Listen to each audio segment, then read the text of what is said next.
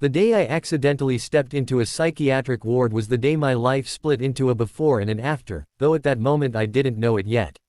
I remember the smell of disinfectant mixed with something heavier, something human and aching, and the way the hallway lights buzzed faintly like tired thoughts that wouldn't switch off.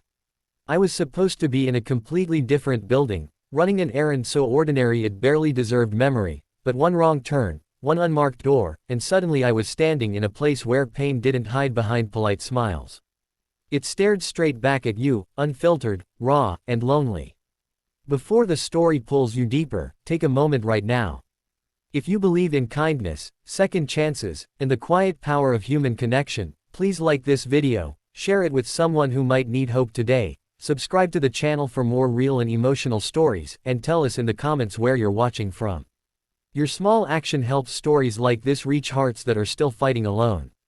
I had always been the kind of person who lived on autopilot, doing what was expected, following paths that were already drawn by family, routine, and fear of disappointment. I worked a job that paid the bills but drained the color from my days, and I smiled just enough to convince people I was fine. On that afternoon, I was already exhausted, my mind heavy with worries I never spoke out loud. I was looking for an office to submit some paperwork related to a distant relative's medical insurance, and the hospital complex felt like a maze designed to confuse the lost.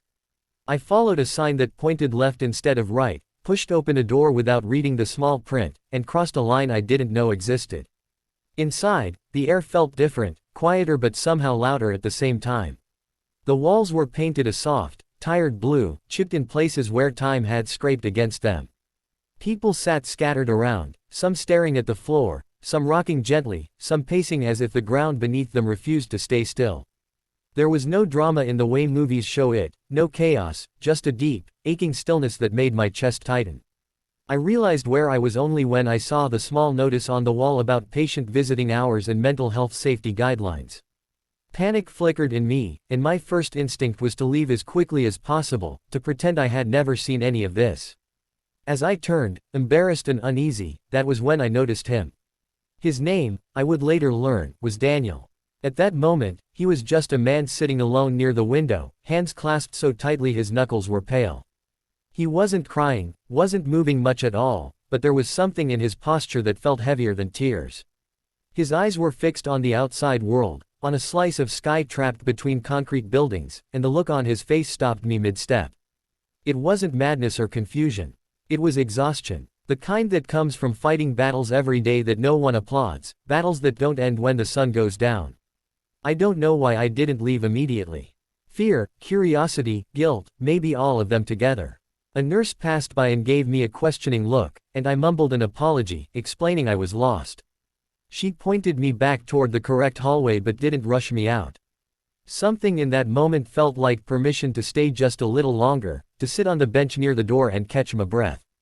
From where I sat, I could still see Daniel in my peripheral vision, still alone, still staring through the glass as if hoping the world outside might notice him. Time moved strangely in that room. Minutes stretched, thick and slow. I became aware of small details I would normally ignore, the hum of the lights, the distant sound of footsteps, the way people carried their pain differently. Some wore it loudly, others tucked it so deep inside it leaked out only in silence. I felt like an intruder, yet also like someone who had stumbled into a truth most people never see.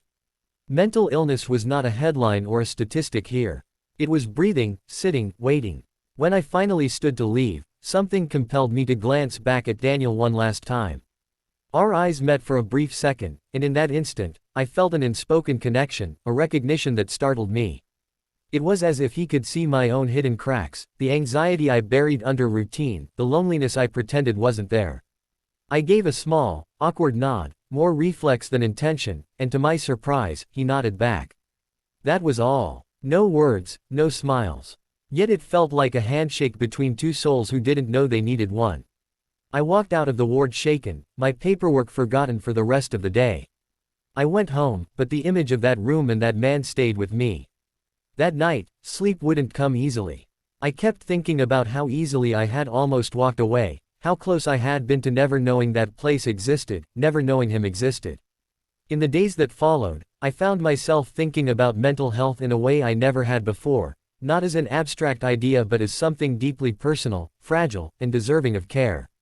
A week later, I found myself back at the hospital for a follow-up errand. I told myself it was coincidence, but a part of me knew I was hoping to pass that same door again.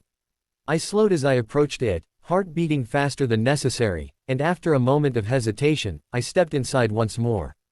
This time, I was more aware, more present. I saw familiar faces, recognized the rhythm of the ward. And there he was again, Daniel, in the same spot by the window, though his hands were less tightly clenched this time. Over the following weeks, my accidental visits became intentional. I volunteered through a hospital program that welcomed non-medical support, simple presence, listening, helping with activities. I told myself I was doing it to give back, but deep down, I knew I was drawn by something more specific. Daniel and I began to exist in the same space more often, sharing the same quiet without forcing conversation. There was comfort in that silence, a rare kind that doesn't demand explanations. Gradually, our connection deepened. I learned about his life in fragments, about the weight he carried, the losses that had pushed him into a darkness he was still navigating. He had been fighting depression and anxiety for years, often alone, often misunderstood. Friends had drifted away, family loved him but didn't always know how to help. The ward was both a refuge and a reminder of how far he had fallen from the life he once imagined. And yet, beneath all that pain, there was resilience, a stubborn will to keep going even on days when getting out of bed felt like climbing a mountain. Being around him changed me too. I started to confront my own mental health, the stress and emptiness I had normalized. I realized how much energy I spent pretending to be okay, how little space I allowed myself to be vulnerable. Watching Daniel fight his battles openly, even when it hurt, taught me that strength didn't mean silence. It meant honesty, patience, and sometimes asking for help. Months passed, seasons shifted, and slowly, Daniel's condition improved. There were setbacks, dark days when hope felt distant, but there were also moments of light, small victories that felt monumental. He began to smile more, to engage with the world beyond the window. And somewhere along the way, what had started as shared silence grew into something warmer, deeper, something neither of us had planned for. When Daniel was eventually discharged, the ward felt emptier without him. Our lives moved beyond hospital walls, into coffee shops, quiet walks, ordinary moments that felt extraordinary because of what they represented. We were two people who had met at a breaking point, who had seen each other without masks. Loving him was not always easy. Mental health doesn't disappear because of love, and there were times when old shadows returned. But we faced them together, armed with understanding instead of fear.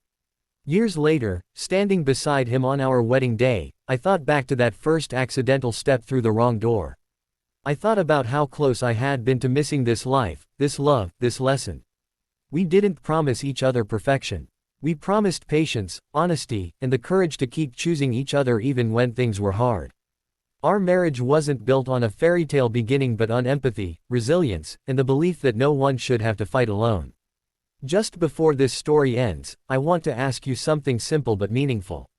Please comment below with a heart emoji or a few words if you believe that meeting someone at their lowest can sometimes lead to the most beautiful beginnings. As you reach the end of this journey with us, if this story touched your heart even a little, if it made you think differently about kindness, mental health, or the quiet impact of being present for someone, please like this video, share it with others, and leave a comment. Your engagement tells us these stories matter and reminds others that hope can appear in the most unexpected places. I didn't mean to enter that psychiatric ward. I didn't mean to fall in love there either. But sometimes, the wrong door leads you exactly where you're meant to be, to a person who changes the way you see the world, and to a life that begins the moment you choose not to look away.